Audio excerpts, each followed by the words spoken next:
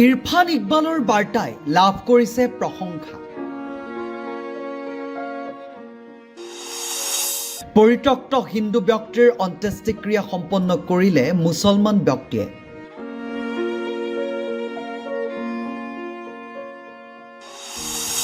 মানুহ হিচাপে মানুহৰ কাষত থিয় দিয়াটোৱেই হৈছে আটাইতকৈ ডাঙৰ ধৰ্ম।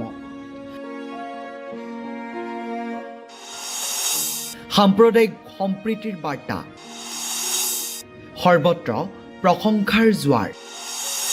ধৰ্মৰ ঊৰ্ধত মানৱতা, মানৱতাৰ এক উজ্জ্বল নিদৰ্শন। মহৰম উপলক্ষে কেৰালাত দেখা গ'ল সম্প্ৰীতি আৰু মানৱতাৰ এক অনন্য দৃষ্টান্ত। এজন পৰিত্যক্ত হিন্দু ব্যক্তিৰ অন্ত্যেষ্টিক্ৰিয়া কৰি সকলোৰে প্ৰশংসা বুটলিছে IUMLৰ এগৰাকী নেতাই। কেৰালাত মহৰমৰ সময়তে সংঘটিত হৈছে এক হৃদয়স্পৰ্শী ঘটনা।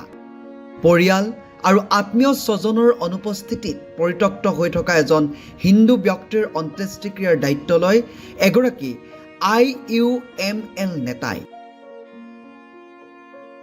এই ঘটনাই পুনৰ এবাৰ সমাজত মানৱতাৰ মূল্যবোধক উজ্বলাই তুলিছে।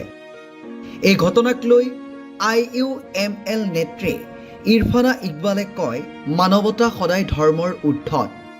এজন মানুহে জীৱনৰ অন্তিম মুহূৰ্তটো মৰ্যাদা লাভ কৰাটো নিশ্চিত কৰাটো আমাৰ সকলোৰে নৈতিক দায়িত্ব। ঘটনাটোৱে সামাজিক মাধ্যমত ব্যাপক সঁহাৰি লাভ কৰিছে।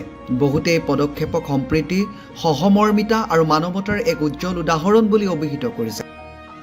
ধৰ্ম, বৰ্ণ বা সম্প্ৰদায়ৰ পাৰ্থক্যৰ ওপৰত মানৱতাই যে সৰ্বোচ্চ, কেৰালাৰ এই ঘটনাই পুনৰ এবাৰ সেই বাৰ্তাকে সমাজৰ আগত তুলি ধৰিছে।